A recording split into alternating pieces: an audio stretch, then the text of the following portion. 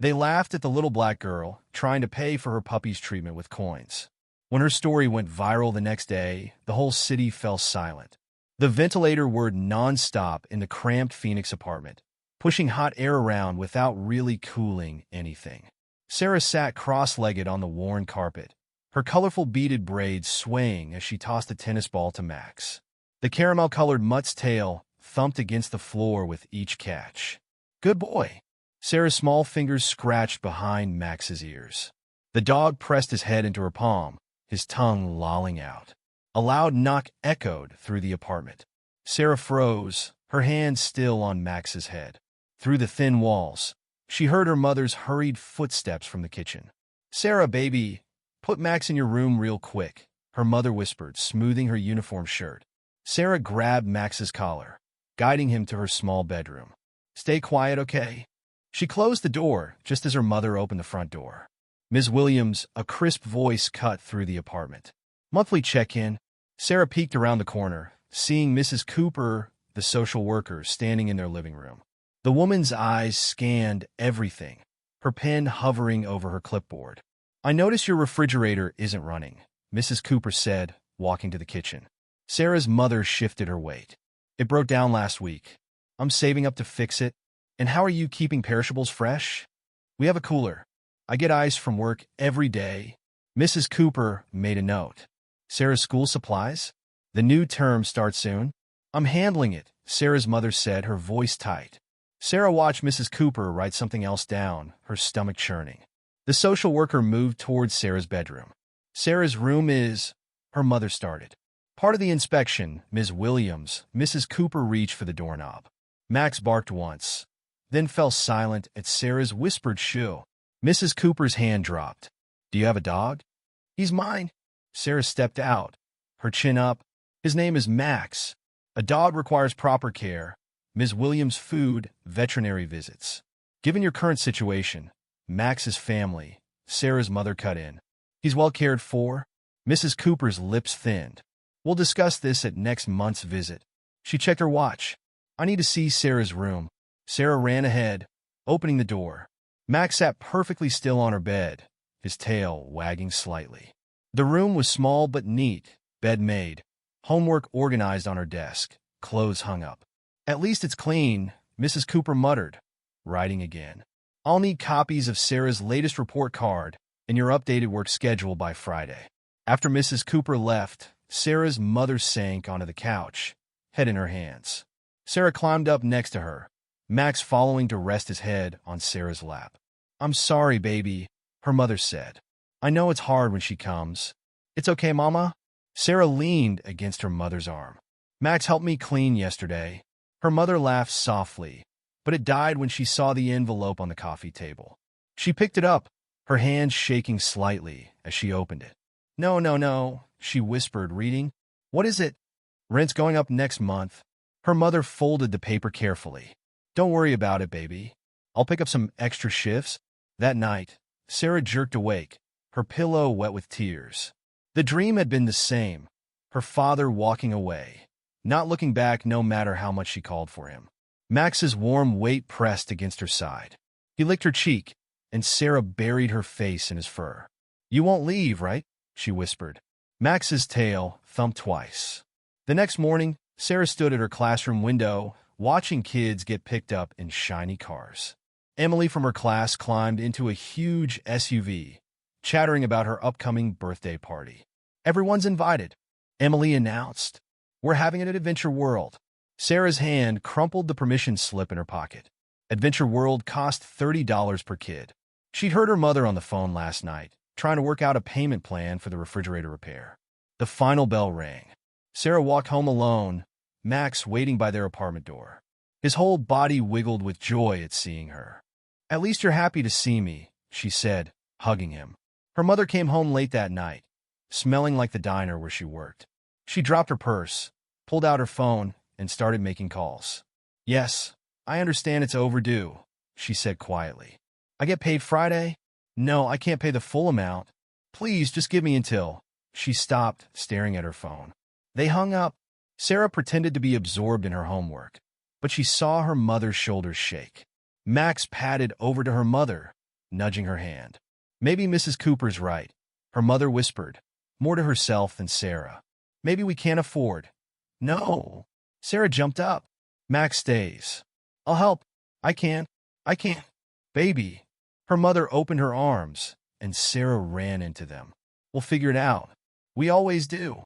They sat there, holding each other, while Max pressed against their legs and the ventilator whirred overhead, pushing around the same hot air in their small piece of Phoenix, where tomorrow would bring new challenges, but at least they'd face them together. The weekend sun beat down on the small neighborhood park where Sarah sat in the sand, watching Max chase a butterfly. Her mother had picked up an extra morning shift at the diner, leaving them with their usual Saturday routine. 2 hours at the park before the Arizona heat became unbearable. Not too far, Max, Sarah called as the dog trotted toward the playground's edge. She wiped sweat from her forehead, adjusting her braids. The beads clicked together, making a sound like tiny bells. An ice cream truck's melody drifted through the air. Kids ran past her, waving dollar bills. Sarah's hand instinctively touched her pocket, empty except for the apartment key. It's okay, she told Max, who had returned to sit beside her. We got water. She pulled out a plastic bottle from her backpack, pouring some in her cupped hand for Max to drink.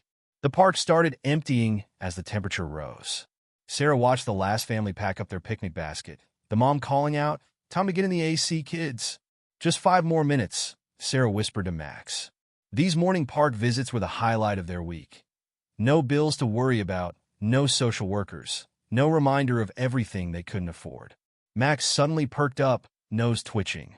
Before Sarah could grab his collar, he darted toward a cluster of bushes. "Max, come back!" Sarah scrambled to her feet, running after him. She found him behind the bushes, his nose buried in something on the ground. "Drop it!" Max looked up, licking his lips.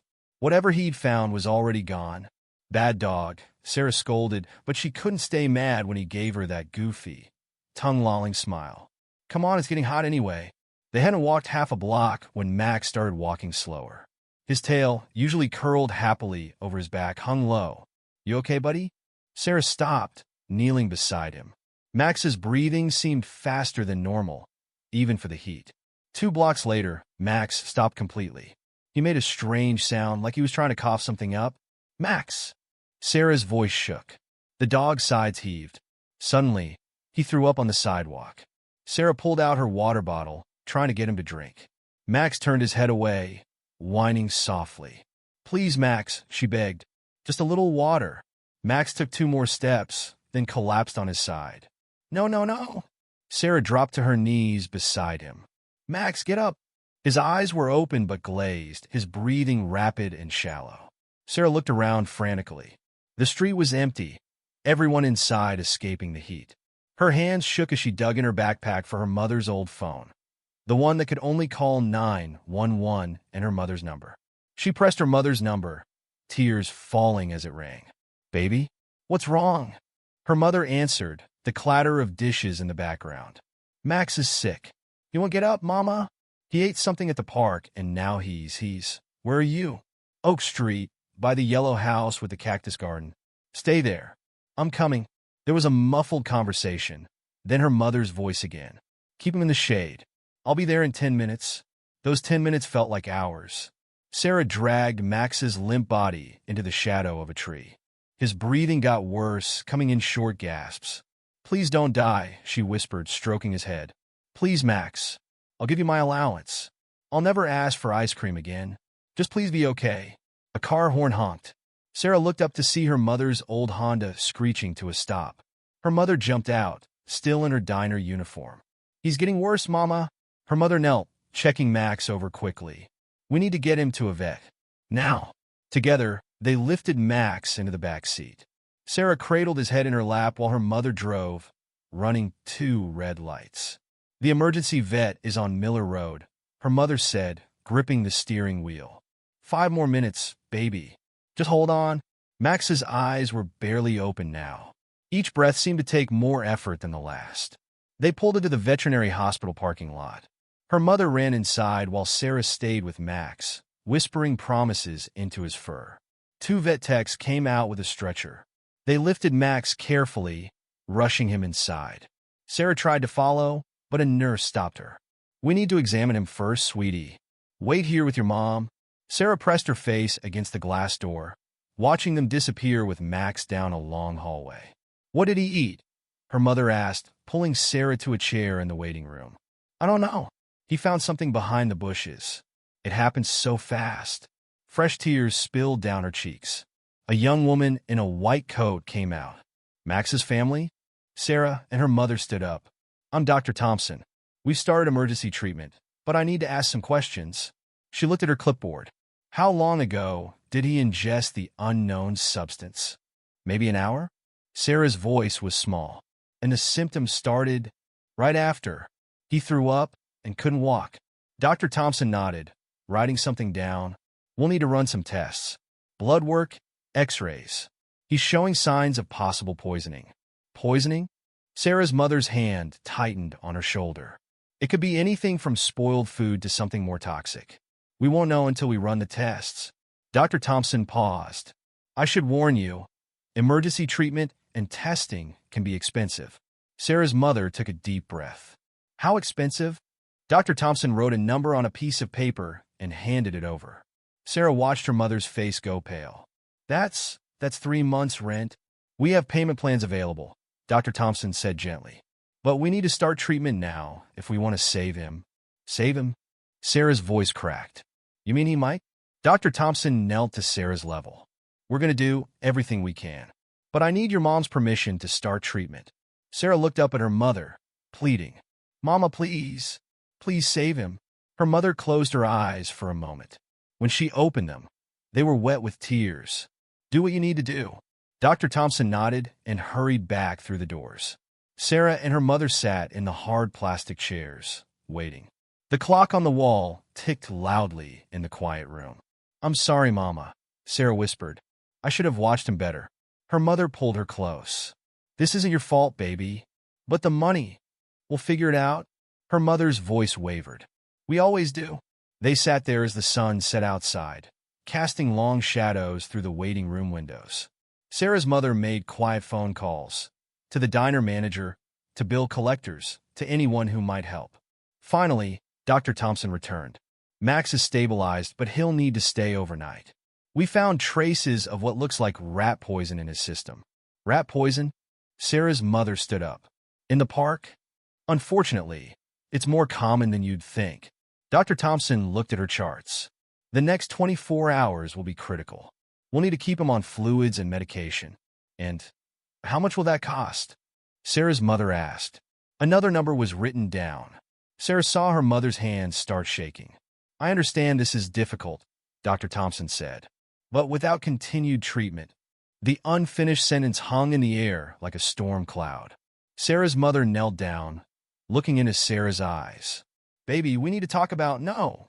Sarah stood up. "We can't leave him. He's family." She turned to Dr. Thompson. "Can I see him? Please." The vet hesitated, then nodded. 5 minutes. She led them to a room filled with cages. Max lay in one of them, connected to tubes and machines. His tail thumped weakly when he saw Sarah. "Hey, buddy." Sarah pressed her hand against the cage door. "You have to get better, okay? We need you." Max whined softly, trying to move closer to her hand. "Time to go," Dr. Thompson said gently.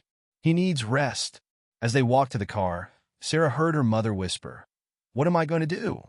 The drive home was silent except for Sarah's quiet sobs.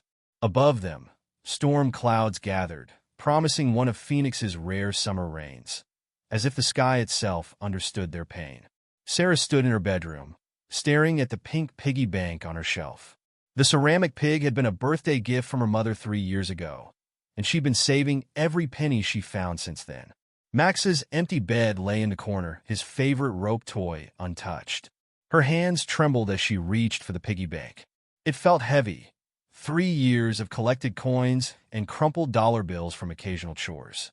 She'd been saving for a bicycle, but now— "I'm sorry, Mr. Piggy," she whispered, then smashed the bank against the floor. Coins scattered everywhere, rolling under her bed and desk. Sarah dropped to her knees, gathering every piece. She counted them carefully, sorting quarters, dimes, nickels, and pennies into neat piles on her small desk. Her mother appeared in the doorway. "Baby, what was that noise?" She stopped when she saw the broken piggy bank and piles of coins. "I'm helping," Sarah said, still counting. "See? I have money too." Her mother's face crumpled. "Oh, Sarah, $47.32, Sarah announced, finishing her count. She looked up at her mother hopefully. "That helps, right?" Her mother wiped her eyes quickly. "Yeah, baby. That helps." Sarah stuffed the coins into a plastic bag from the kitchen. "Can we go see Max now?" Dr. Thompson said we could visit in the morning. The drive to the veterinary hospital was quiet. Sarah clutched her bag of coins, watching the morning traffic crawl by.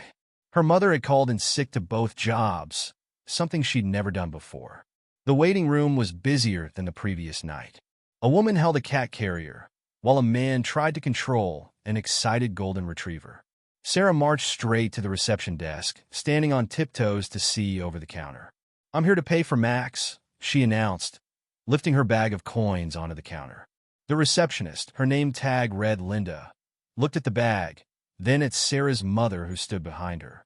"It's $47.32, Sarah said proudly. "I counted twice." Linda opened her mouth, closed it, then opened it again. "Sweetie, the treatment costs. I know it's not everything," Sarah interrupted. "But it's a start, right? And I can do chores. I can walk dogs or clean cages or—" A laugh from somewhere in the waiting room cut her off. Sarah turned to see a teenager scrolling through his phone, smirking. "Something funny?" Sarah's mother asked sharply. The boy's mother touched his arm. "Jason, stop it." But Sarah had already seen other people's expressions, the pity, the discomfort, the barely hidden amusement. Her cheeks burned. "Maybe we should," Linda started. "No." Sarah dumped the coins onto the counter. They clattered loudly, some rolling off onto the floor. "Please. It's all I have." Dr. Thompson emerged from the back, drawn by the commotion. She took in the scene, the scattered coins, Sarah's tears, the uncomfortable silence in the waiting room. "Sarah," she said gently, "come with me. Let's go see Max." Sarah followed the vet, leaving her mother to gather the fallen coins. They walked down the long hallway to the kennel room. Max looked worse than yesterday. His usually shiny coat was dull, and the machines around him beeped steadily. "The poison damaged his liver," Dr. Thompson explained. "We're giving him medicine to help, but what? Treatment is expensive. And without it—" The vet hesitated. "Sarah, sometimes we have to make very hard decisions." "You mean let him die?" Sarah's voice cracked. "Because we're poor?" Dr. Thompson knelt beside her. "I know it's not fair." Sarah pressed her hand against Max's cage. His tail wagged weakly, but his eyes were bright with recognition. "He's the only one who didn't leave," she whispered. "When my dad left, I cried every night. But Max stayed. He always stays." Back in the waiting room, Sarah found her mother talking quietly with Linda, the coins now back in their plastic bag. "We can't afford it," her mother was saying. "Even with a payment plan." "Mom," Sarah tugged at her mother's sleeve. "Please, we can't give up." "Baby," sometimes the phone at the reception desk rang. Linda answered it, then held it out to Dr. Thompson. "Emergency call." The vet took the phone, her expression growing serious. "How long ago?" She looked at Max's file on the counter. "Yes, similar symptoms." "Where exactly in the park?" She wrote something down. "Keep him there. I'm calling animal control." She hung up and turned to Sarah and her mother. "Another dog was just brought in. Same park, same symptoms. Animal control is going to sweep the area, but—" She paused. "This changes things. We might be dealing with intentional poisoning. Someone did this on purpose?" Sarah's mother asked. "We can't be sure yet. But if it's a criminal case—" Dr. Thompson seemed to be thinking hard. "Let me make some calls. Don't make any decisions yet." They sat in the waiting room as the morning turned to afternoon. Sarah's mother made more phone calls, each one ending with a quiet, "I understand," or "thanks anyway." The bag of coins sat between them, a small fortune that wasn't nearly enough. "Ms. Williams?" Linda called softly. "Dr. Thompson would like to speak with you." Privately, Sarah watched her mother follow Linda through the doors. She sat alone, listening to the tick of the clock and the occasional bark or meow from the back. "Please let him live," she whispered to no one in particular. "Please." Her mother returned 15 minutes later, her eyes red but her expression determined. "Dr. Thompson found a research program," she said, "for cases of multiple poisonings. They might be able to help with the cost, but—" She took a deep breath. "Max would have to stay here longer. For observation. But he'll live if he makes it through the night." Her mother pulled her close. "We'll know more in the morning." They drove home in the fading light. Sarah's bedroom felt empty without Max's snoring. She lay in bed, staring at the broken pieces of her piggy bank. The phone rang just after midnight. Sarah heard her mother answer it in the kitchen. "Yes, this is his family." "What?" "No, we'll be right there." Sarah was already putting on her shoes when her mother appeared in her doorway. "Max is having a bad reaction to the medicine," her mother said, grabbing her keys. "They need us to come now." They rushed through the dark streets, running red lights again. Sarah's heart pounded so hard she could hear it over the car engine. "Please don't die," she thought. "Please don't leave me too." The emergency entrance was lit up like daylight. Dr. Thompson met them at the door, her face grave. "We need to make a decision," she said. "Right now." The emergency room's fluorescent lights buzzed overhead as Dr. Thompson led them to a small consultation room. Sarah's legs felt wobbly, her mother's hand tight on her shoulder. "Max's body is rejecting the standard treatment," Dr. Thompson said, spreading several papers on the table. "We have two options." Sarah stared at the medical charts, not understanding the numbers and graphs, but knowing they meant something bad. "The first option is a new experimental treatment. It's more aggressive, but also more expensive." Dr. Thompson pointed to a number that made Sarah's mother inhale sharply. "The research program would cover part of it, but you'd still need to pay 30%. And the second option?" Sarah's mother's voice trembled. Dr. Thompson's face softened. "We can make him comfortable, but—" "No!" Sarah jumped up. "You can't let him die." "Sarah," her mother started. "He's all I have. Please, Mama." Tears streamed down her face. "Please don't let them kill him." Dr. Thompson pulled a tissue from a box on the table. "There's something else you should know. The police found more poisoned food in the park. 3 other dogs were brought in tonight." "Did they?" Sarah couldn't finish the question. 2 were stable. 1 didn't make it. Dr. Thompson leaned forward. "Max is fighting harder than any of them. But we need to decide now." Sarah's mother closed her eyes, her hands clasped so tight her knuckles went white. "How long do we have to pay?" "The program needs an initial payment by tomorrow afternoon. The rest can be spread over 6 months." "Do it," her mother whispered. "Try the new treatment." Dr. Thompson nodded and left quickly. Sarah collapsed against her mother, sobbing with relief. "Thank you, Mama. Thank you. Baby." Her mother stroked her braids. "We're going to have to make some changes. Big ones. I don't care. As long as Max lives." They spent the rest of the night in Max's treatment room. Dr. Thompson had bent the rules to let them stay, setting up 2 chairs next to his cage. The machines beeped steadily, marking each hour. Around dawn, Sarah dozed off. She woke to voices in the hallway. "Risks losing the apartment," her mother was saying. "But I can't tell her that." "There might be another way," Dr. Thompson replied. "The media is already interested in the park poisonings." "Your story." "No." Her mother's voice was firm. "Sarah's been through enough. I won't put her on display." Sarah pretended to be asleep when her mother came back in. But her mind raced. Display? Like on TV? The morning sun brought more doctors. They examined Max, talked in low voices, made notes on clipboards. Sarah watched it all, her stomach twisting tighter with each frown or shake of their heads. "Sarah?" Mrs. Martinez, her homeroom teacher, stood in the doorway. "Your mother asked me to bring your schoolwork." Sarah had forgotten it was Monday. She looked at the stack of papers Mrs. Martinez carried. "How's Max doing?" The teacher set the work on a small table. Before Sarah could answer, Max started convulsing in his cage. Alarms blared. Dr. Thompson and 2 nurses rushed in. "Get them out of here," someone shouted. Mrs. Martinez pulled Sarah into the hallway. Sarah fought against her grip. "Max! Let me go! Max!" Her mother appeared, wrapping her in a tight hug. "Let them work, baby. Let them work." The minutes crawled by. Sarah sat on the floor, Her mother on one side, Mrs. Martinez on the other. The emergency lights stopped flashing. The alarms went quiet. Dr. Thompson emerged, looking exhausted. He's stable. The new medicine is tough on his system, but he's fighting. Can I see him? In a little while. He needs rest. Mrs. Martinez touched Sarah's shoulder. I should get back to school. Sarah, don't worry about the homework right now. After she left, Sarah picked up the papers anyway. Anything to keep her mind off the alarms, the convulsions, the fear that still made her hands shake. Math problems blurred before her eyes. She was supposed to be learning fractions this week. Instead, she was learning about payment plans and medical percentages.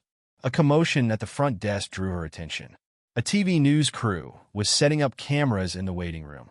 Channel 12 News, she heard someone say, covering the park poisonings. Sarah watched as they interviewed the owner of one of the other sick dogs. The woman cried on camera, holding up a picture of her pet. If you're just tuning in, the reporter said, we're covering the tragic story of multiple dogs poisoned at Oak Street Park. Police are investigating. Sarah's mother pulled her away from the scene. Let's go check on Max. But Sarah's mind was working. She'd seen stories like this on TV. People asking for help, strangers sending money. Mama, she said slowly. What if no, baby? Her mother's voice was tired. We're not doing that. But if people knew about Max, Sarah, her mother knelt down. I know you want to help, but putting our problems on TV, people can be cruel. They judge. They make assumptions. About what? Her mother touched one of Sarah's braids. About single mothers. About our neighborhood. About. She didn't finish, but Sarah understood. She'd seen the looks, heard the whispers. They returned to Max's room. He was awake, his tail thumping weakly against the cage floor when he saw them. Hey, buddy. Sarah pressed her hand against the cage. You really scared me. The afternoon brought more tests, more doctors, more worried looks. Sarah worked on her homework, stopping whenever Max whimpered or shifted in his cage. Dr. Thompson came in with the evening medication. The next 24 hours are critical. If he makes it through the night. Sarah corrected, when he makes it through the night, the vet smiled sadly. Yes. As the sun set, Sarah's mother made another round of phone calls. Each one ended the same way. No, they couldn't help. No, they couldn't extend more credit. No, they couldn't make an exception. Sarah pretended to focus on her science worksheet, but she heard everything. She heard her mother's voice crack, heard the desperation when she offered to work extra shifts, heard the quiet sobs in the hallway. Night fell. The hospital got quieter, except for the steady beep of Max's monitors. Sarah's mother dozed in her chair, still wearing her diner uniform from 2 days ago. Sarah pulled out her notebook, tearing out a clean page. At the top, she wrote, My dog Max. She worked slowly, erasing and rewriting until every word was perfect. When she finished, she read it over. My name is Sarah. My dog Max is dying because someone put poison in the park. The doctors can save him, but it costs more money than we have. Max is my best friend. When my dad left, Max stayed. When I cry, Max makes me feel better. Please help us save him. She looked at her mother, still asleep in the uncomfortable chair. Then at Max, fighting for his life in the metal cage. I'm sorry, Mama, she whispered, but I have to try. The TV crew was gone, but Sarah had seen the Channel 12 logo on their van. She knew the station was only a few blocks away. She passed it every day on the school bus. She clutched her notebook, her heart pounding. The night nurse was busy with paperwork. The hallway to the exit was clear. Sarah took one last look at Max. I'll be back soon. I promise. Then she slipped out of the room into the dark hospital corridor. The night air hit Sarah like a warm blanket as she stepped out of the veterinary hospital. The parking lot was nearly empty, just a few cars belonging to the night staff. Her notebook felt heavy in her hands. Channel 12, she whispered to herself, looking down the street. The station's building was visible in the distance, its antenna lights blinking red against the dark sky. She'd walked 2 blocks when a police car cruised past. Sarah ducked behind a bush, her heart pounding. She wasn't supposed to be out alone at night. Her mother would be furious if she knew. The police car turned a corner, and Sarah kept walking. The streets were eerily quiet. No cars, no people, just the buzz of street lights and the occasional barking dog that made her think of Max. A group of teenagers lounged outside a convenience store. Sarah crossed the street to avoid them, clutching her notebook tighter. "Hey, little girl," one called out. "Ain't it past your bedtime?" Sarah walked faster, her braids bouncing against her back. She heard laughter behind her, but didn't look back. The TV station's parking lot was empty except for a few news vans. Sarah approached the main entrance, then stopped. The doors were locked. A security guard sat inside, watching something on his phone. "No, no, no," she whispered. How was she supposed to tell Max's story if she couldn't get inside? She was about to turn back when she heard a car pull up. A woman got out, carrying camera equipment. "Are you lost, sweetie?" The woman noticed Sarah standing by the door. Sarah straightened her spine. "I have a story about the poisoned dogs." The woman, her badge said Maria Rodriguez, field producer, looked interested. "You know something about that?" "My dog Max." Sarah's voice cracked. She opened her notebook with trembling hands. "I wrote it down." Maria read the page, her expression softening. "Where are your parents?" "At the hospital with Max." "Please, I know I'm not supposed to be here, but he needs help." Maria checked her watch, then pulled out her phone. "Let me make a call." Sarah heard fragments of the conversation. Human interest, follow-up to the park story, 8-year-old girl, could go viral. "Okay," Maria said finally. "Here's what we're going to do. I'm calling you a taxi to take you back to the hospital. Then, if your mom agrees, we'll come interview you properly in the morning. But Max might not have until morning."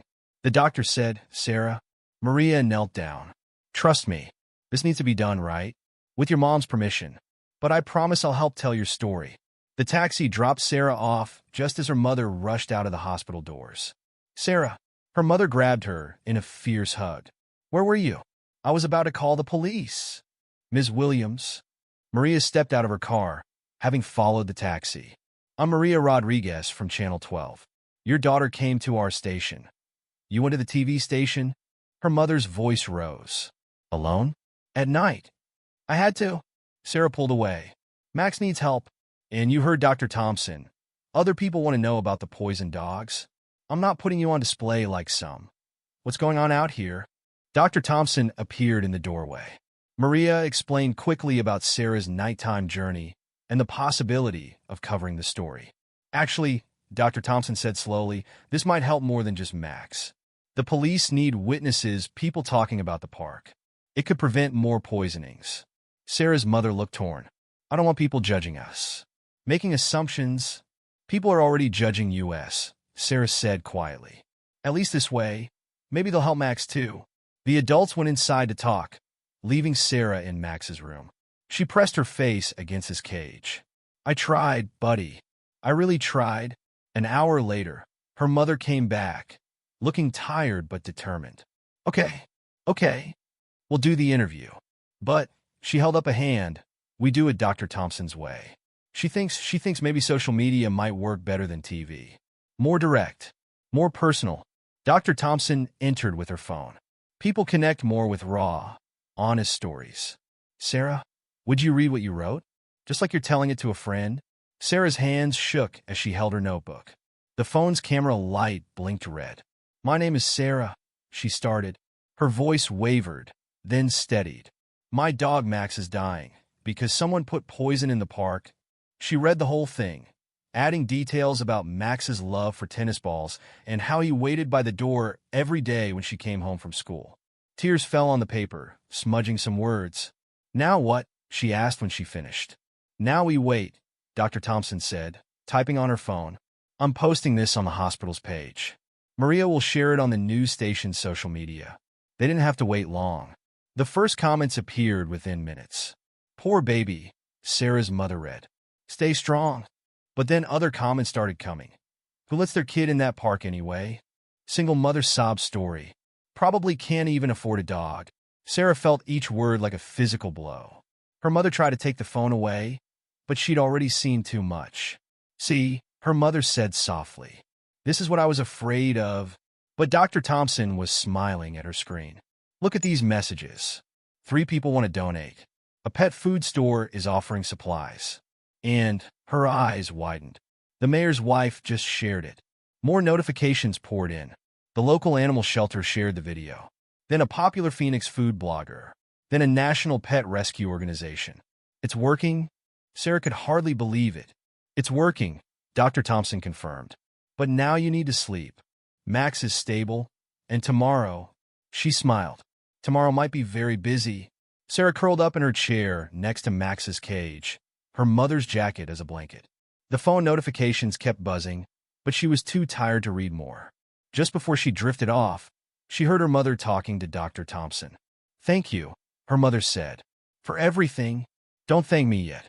The next 24 hours will be crucial for Max's treatment and the fundraising. I never wanted to ask for help like this. Sometimes," Dr. Thompson said gently, "letting people help is the bravest thing you can do."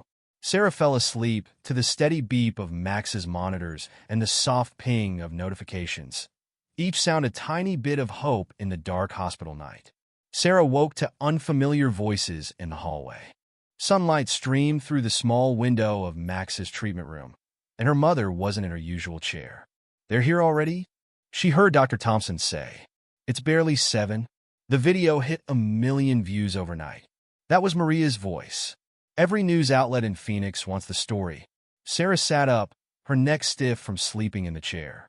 Max was awake too, watching her with tired eyes. His tail thumped weakly against the cage floor.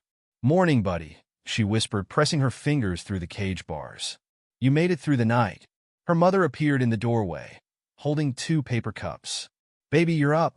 I got you hot chocolate." "How many people saw the video?" Her mother sat down, handing her the cup. "A lot." Dr. Thompson's phone crashed from all the messages. "Good messages or bad ones?" "Mostly good." Her mother smiled slightly. "Really good, actually." As if on cue, Linda the receptionist poked her head in. "Sorry to interrupt, but, well, you should see this." Sarah followed her mother to the reception area and stopped. The entire front desk was covered in boxes and bags. "They started arriving at dawn," Linda explained. "Pet supplies, food, toys. That box is full of get-well cards for Max. And this," she held up a stack of papers. "These are all donation pledges." "How much?" Sarah's mother asked quietly. Linda handed her a calculator with a number displayed. Sarah's mother sat down hard in a waiting room chair. "That's," she started. "Enough for Max's complete treatment," Dr. Thompson finished, entering the room. "And follow-up care. And quite a bit more." Sarah stared at the pile of gifts. "All this is for Max?" "For both of you," Linda corrected. "People were touched by your story. A little girl willing to walk alone at night to save her dog. It reached people." The front doors opened. A TV crew walked in, not just Channel 12 this time, but 3 different stations. "Are you ready for this?" Maria asked Sarah. "You don't have to talk to them if you don't want to." Sarah looked at her mother, who nodded encouragingly. "I want to," Sarah said. "But can they film Max too? People should see him getting better." The next hour was a blur of cameras, microphones, and questions. Sarah told Max's story again and again. How she found him as a stray, how he helped her through her father leaving, how he got sick at the park. "And what made you decide to ask for help?" one reporter asked. Sarah thought about it. "Max never gave up on me, so I couldn't give up on him." The cameras followed Dr. Thompson as she examined Max, explaining his improved vital signs in response to treatment. "The experimental treatment is working," she announced. "His latest blood tests show the toxin levels decreasing. With continued care, Max should make a full recovery." Sarah burst into tears at the news. Not sad tears this time, happy ones. The story spread faster than anyone expected. By lunch, local businesses started calling. A pet store offered a lifetime supply of dog food. A training center promised free classes. A local contractor even offered to build a secure fence around the park to prevent future poisonings. "Sarah," a nurse called from the hallway. "You have some visitors." Her entire class from school walked in, led by Mrs. Martinez. They carried handmade cards and small gifts. "Emily?" Sarah was surprised to see her wealthy classmate among them. "What are you all doing here?" "We saw you on TV," Emily said. "I told my dad about Max, and she looked at Mrs. Martinez. "Emily's father runs the largest veterinary supply company in Arizona," Mrs. Martinez explained. He's offering to cover any remaining medical costs and provide all of Max's future medications. More surprises followed. The mayor visited, promising an investigation into the park poisonings. Animal rescue organizations pledged to improve security in all city parks. A local tech company offered Sarah's mother a job with better hours and full benefits. "It's overwhelming," her mother whispered to Dr. Thompson. "We never asked for all this." "You didn't have to," the vet replied. "Sometimes people just want to help. They just need to know how." Around sunset, when the cameras were gone and the visitors had left, Dr. Thompson brought unexpected news. "Max's latest tests are concerning," she said, showing them the charts. "The treatment was working, but there's been a sudden change in his blood pressure." "What does that mean?" Sarah's heart started racing. "It means we need to adjust his medication immediately. The next few hours will be critical." Sarah watched as they changed Max's 4 bags and added new monitors. His breathing seemed more labored than before. "Fight, Max," she whispered. "Please keep fighting." Hours crawled by. Sarah refused to leave Max's side, even when her mother suggested going home to rest. The donations and support wouldn't mean anything if Max didn't survive. At midnight, the monitors started beeping erratically. Dr. Thompson rushed in, followed by 2 nurses. "Blood pressure's dropping," one nurse called out. "Starting emergency protocol," another said. Sarah pressed herself against the wall, watching helplessly as they worked on Max. Her mother held her tight, both of them crying silently. "Come on, Max," Dr. Thompson muttered, adjusting medications. "Don't give up now. Too many people are rooting for you." The minutes felt like hours. Sarah thought about all the people who had reached out to help, all the hope they'd given her. She couldn't lose Max now. Not after everything. Finally, the frantic activity slowed. The irregular beeping steadied into a normal rhythm. "He's stabilizing," Dr. Thompson announced. "The new medication is working." Sarah sagged against her mother in relief. "You know what this means?" Dr. Thompson smiled tiredly. "Max is officially a fighter, and fighters survive." Later, as the crisis passed and the night grew quiet again, Sarah sat by Max's cage, holding her mother's phone. The comments and messages were still pouring in, not just from Phoenix now, but from all over the country. "Look, Max," she whispered, reading him some messages. "This lady in New York says her dog was sick too, but he got better. And this family in California is starting a fund to help other sick pets. You did that, buddy. You helped other dogs too." Max's tail thumped against the cage floor. "And when you get better," she continued, "we're going to help them too. Promise?" Outside the window, the first light of dawn painted the sky pink. Another day was beginning, a day that, thanks to the kindness of strangers, held more hope than any before it. The morning sun filled Max's treatment room as Dr. Thompson checked his vitals. Sarah sat cross-legged on her chair, watching every movement, every note the vet made on her clipboard.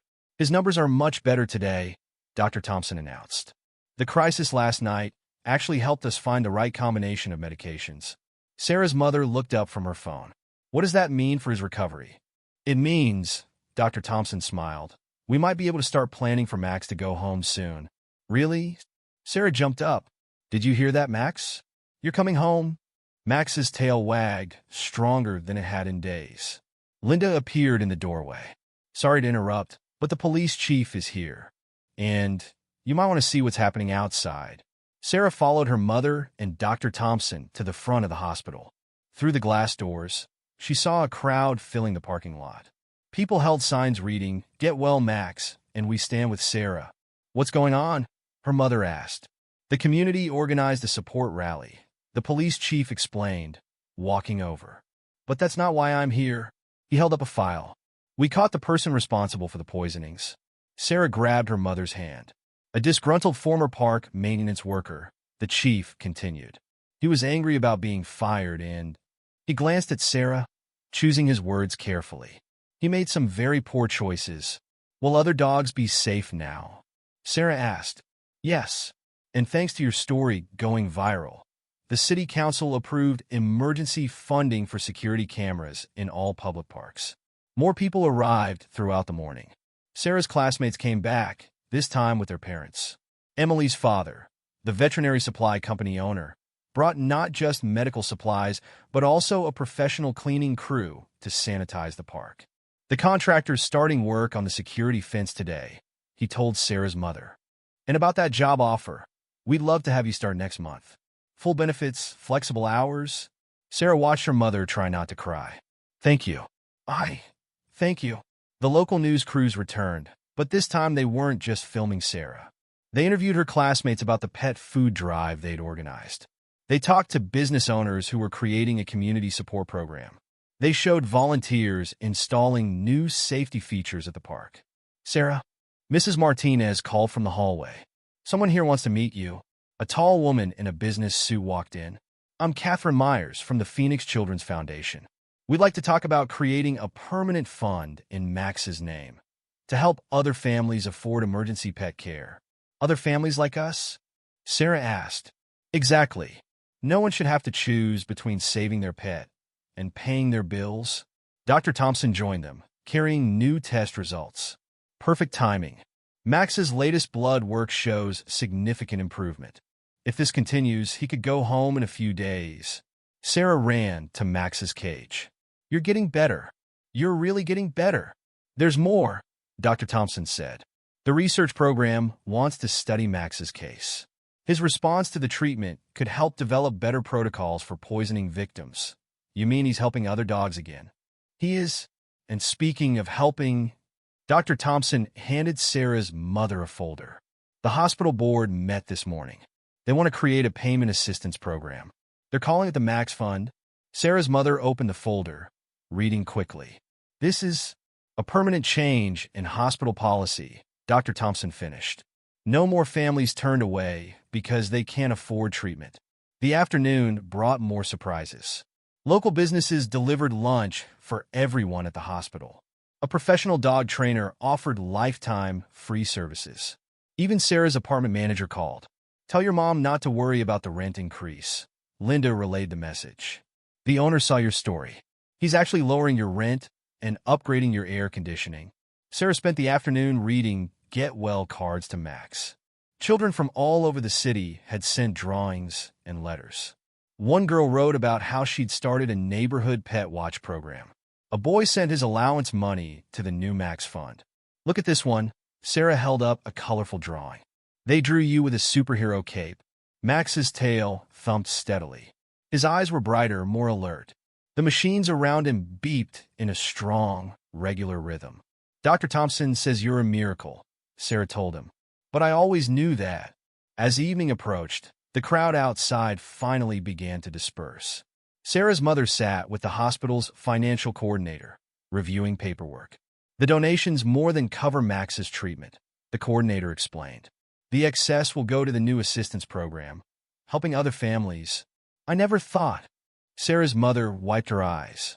When Max got sick, I thought we'd lose everything. Instead, you helped change things. For a lot of people, Sarah curled up in her usual chair by Max's cage, watching the sunset through the window. The past few days felt like a dream, the kind she used to have before her father left, when she still believed in happy endings. Sarah? Dr. Thompson stood in the doorway, ready to learn how to give Max his medicine. You'll need to know for when he comes home. Sarah jumped up eagerly. Home? After everything, Max was really coming home. Will it hurt him? No, these are just vitamins and antibiotics now. See? Dr. Thompson demonstrated with an empty syringe. Gentle and quick, Sarah practiced with water, her small hands steady and determined.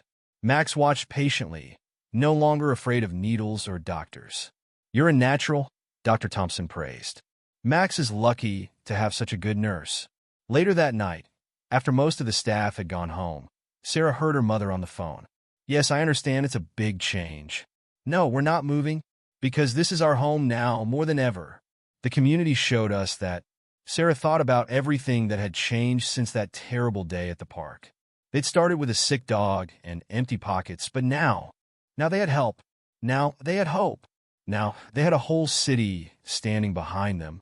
We did it, Max, she whispered through the cage bars. We really did it? Max's tail thumped twice, his way of saying he'd never doubted her for a second. The day of Max's release dawned bright and clear. Sarah stood in their apartment, bouncing on her toes as her mother and Dr. Thompson went through the discharge paperwork. "Remember," Dr. Thompson said, "he'll need rest for at least 2 weeks.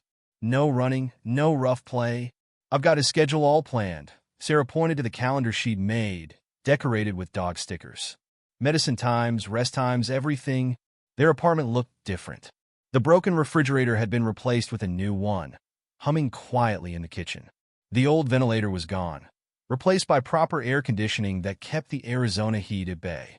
New dog beds and toys waited in every room, donations from well-wishers across Phoenix. The maintenance crew finished checking everything, her mother said. No more worrying about Max finding something dangerous. Sarah nodded seriously. After the park incident, they'd become extra careful about Max's safety. The apartment manager had even installed new screens on all the windows. "Time to get our boy," Dr. Thompson announced, closing the last file. The drive to the hospital felt different from all the worried trips of the past week. Sarah watched familiar buildings pass by, remembering her frightened midnight walk to the TV station. Now, news crews waited at the hospital to cover Max's release. "Look who's ready to go home," Linda called as they entered. The reception area was decorated with balloons and a Get Well Max banner. Hospital staff gathered around, many holding their phones to record the moment. Dr. Thompson led them to Max's treatment room one last time. The machines were gone, the tubes and wires removed. Max sat in his cage, tail wagging furiously when he saw them. "Okay, Max," Dr. Thompson opened the cage. "Time to go home?" Sarah knelt as Max bounded out, covering her face with kisses. His fur was clean and fluffy, his eyes bright and alert. "Easy, boy," her mother laughed. "Remember what Dr. Thompson said about rest." They walked Max through the hospital hallway, where nurses and doctors stopped to say goodbye.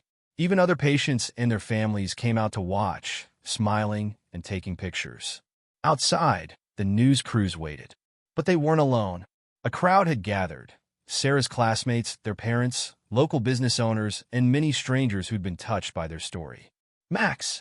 Max!" People cheered as they emerged. Emily ran forward with a huge gift basket. "This is from our class. It's got all Max's favorite treats. We asked Dr. Thompson what's safe for him now. And this," Mrs. Martinez stepped up, "is from the school." She handed Sarah's mother an envelope. The PTA started a scholarship fund in Max's name for students who show extraordinary compassion. Sarah felt overwhelmed. Just days ago, she'd worried about being judged for breaking her piggy bank. Now, all these people celebrated with them. The police chief arrived with an update. The park's security upgrades are complete. New fences, cameras, regular patrols. In this, he handed Sarah a shiny badge. "You're officially an honorary K-9 safety officer." Max sniffed the badge, tail wagging. He looked stronger every minute, taking in the familiar smells and sounds of the outside world. "Ready to see your new yard?" Sarah's mother asked. The crowd followed them home, where more surprises waited. The apartment complex's small yard had been transformed. A secure fence enclosed fresh grass and safe play equipment for dogs. A sign read Max's Park, where every dog is family. The whole community pitched in, the apartment manager explained. Every dog in the complex can use it, but Max gets first playtime each day. Sarah walked Max around slowly, letting him explore. He sniffed everything, marking his territory with happy confidence. Inside, they found their apartment filled with welcome home gifts. A local artist had painted a portrait of Max, showing him strong and healthy. A tech company had installed security cameras that Sarah could monitor from her mother's new phone. "Look, Max!" Sarah pointed to his favorite spot, by the window. "Your bed's all ready." But Max didn't go to his bed. Instead, he went straight to Sarah's room, where the broken pieces of her piggy bank still sat on the desk. "Oh," Sarah said softly. "I forgot to clean that up." "Wait." Her mother picked up a package she hadn't noticed before. This came yesterday. Inside was a new piggy bank, much bigger than the old one. A note read, "For the girl who taught us all about the true value of savings. Phoenix Children's Bank," and this time, her mother added, "You're saving for something fun. No more saving for emergencies. That's what insurance is for." She held up another envelope. "Complete pet coverage. No more worrying about vet bills." They spent the afternoon settling Max in, following Dr. Thompson's detailed recovery plan. Sarah measured his medicine carefully, mixed it with soft food just like she'd practiced. "Good boy," she praised as Max ate everything. "The medicine doesn't taste bad anymore, does it?" Neighbors stopped by throughout the day, bringing meals and good wishes. Each time the doorbell rang, Max perked up, welcoming visitors like old friends. "He's still the same loving dog," Sarah realized out loud. "Even after everything." "Of course he is," her mother said. "Love doesn't change because of hard times. It gets stronger." As evening fell, the visitors finally left. Sarah's mother ordered pizza, a rare treat, and they had a quiet celebration, just the three of them. "Back to school tomorrow," her mother reminded her. "I know." Sarah grinned. "Everyone wants to hear how Max is doing." That night, Sarah lay in bed, Max curled up in his usual spot beside her. No more hospital chairs, no more beeping machines. Just the gentle sound of Max's breathing and the quiet hum of their new air conditioner. "We made it," she whispered, stroking Max's fur. "We really made it?" Max's tail thumped against the bed. Outside, a light breeze rustled through their yard. Their safe, secure yard where no harm could reach them. The same stars that had watched Sarah walk alone to the TV station now watched over their healing home. Sarah thought about everything that had changed. Not just the fixed appliances or the new job her mother would start soon. Something bigger had changed, the way people looked at them, the way they looked at themselves. They weren't alone anymore. They were part of something bigger, a community that had come together to save not just a dog, but a family's hope. "Good night, Max," Sarah whispered. "Welcome home." Max's response was a gentle snore. He was already asleep, safe and content, exactly where he belonged. 1 month after Max's return home, Sarah stood on a small stage at Phoenix City Hall. Max sat beside her, his caramel fur gleaming in the spotlight, wearing a special vest that read, "Safety First, Max's Law." "I didn't mean to start all this," Sarah spoke into the microphone, her voice carrying across the packed room. "I just wanted to save my dog." The audience, city officials, news crews, and community members listened intently as she continued. But Max didn't just get better. He helped make things better for everyone. She looked down at her notes, written in careful third-grade handwriting. "Now we have safer parks. We have the Max Fund to help other pets. And we learned that sometimes asking for help isn't scary. It's brave." Her mother watched from the front row, wearing a new suit for her management position at the veterinary supply company. Next to her sat Dr. Thompson, who'd become more than just their vet. She was family now. The mayor's office is proud to announce, the city clerk stepped up, that thanks to Max's Law, all public parks in Phoenix will have safety measures and emergency vet care funds. No family will have to choose between saving their pet and paying their bills. Applause filled the room. Max's tail wagged, recognizing the happy sound. "And now," the clerk continued, "we have a surprise for Sarah and Max." The back doors opened.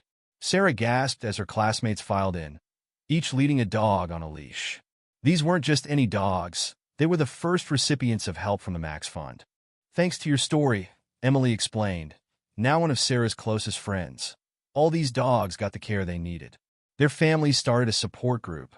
They meet in Max's park every weekend. Sarah knelt to greet each dog, Max joining her to give friendly sniffs. Some were recovering from accidents, others from illness. All were alive because people had worked together to help them. Later that afternoon, they visited the newly renovated Oak Street Park.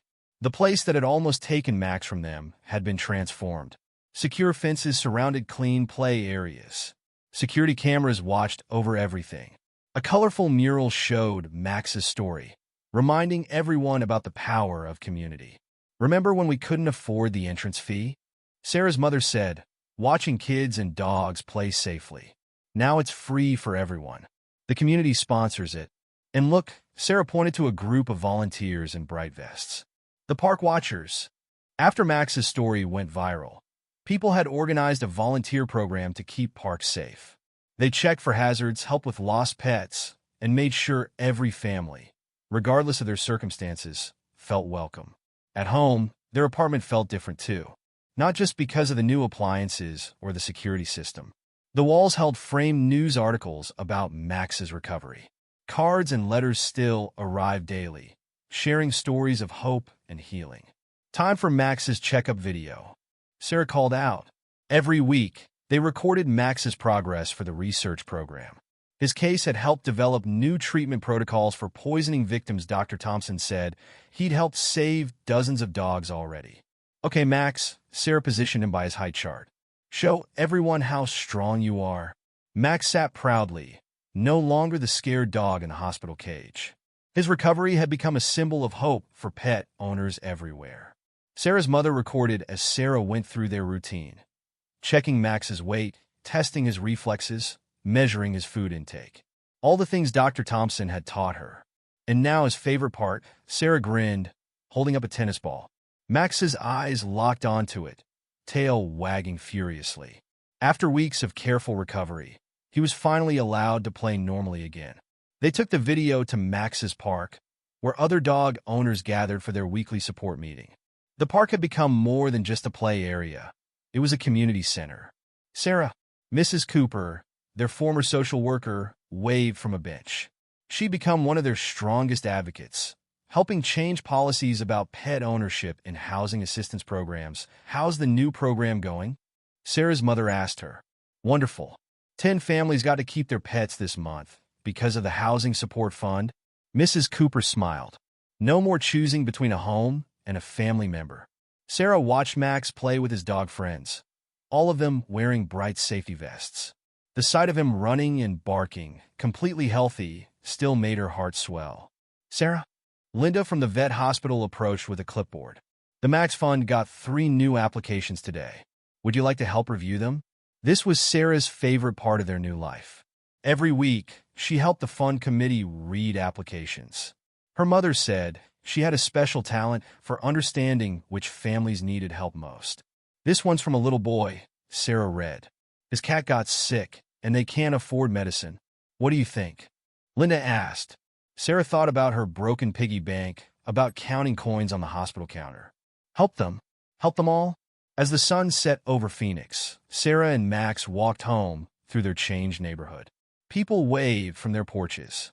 Cars slowed to let them cross safely. The evening news played through an open window, reporting another successful Max Fund rescue. You know what, Max? Sarah said as they climbed the stairs to their apartment. Remember when I promised we'd help other dogs if you got better? We did it. We really did it. Max's answer was a happy bark that echoed through the courtyard. Inside, Sarah's mother was on the phone with Emily's father, discussing plans to expand the Max Fund to other cities. The calendar on the wall was full of community events, park safety workshops, fundraising walks, adoption days. Sarah sat on their new couch, Max's head in her lap. The empty spot where her father's picture used to hang now held a community award. She didn't need that picture anymore. She had something better, proof that family wasn't just about who stayed, but about who came together when you needed them most. One more thing, her mother said after hanging up. The children's hospital called. They want us to bring Max to visit sick kids.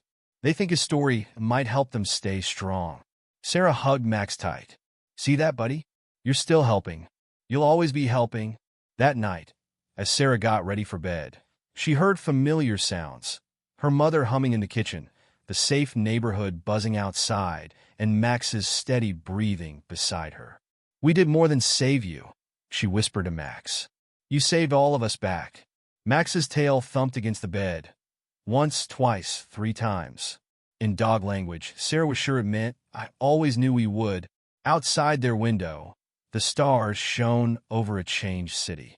A city that had learned, through one little girl and her dog, that the measure of a community wasn't in its wealth or size, but in its willingness to come together when one of its own needed help. And in that knowledge, Sarah found something she'd thought was lost forever. The certainty that no matter what happened, she would never be alone again.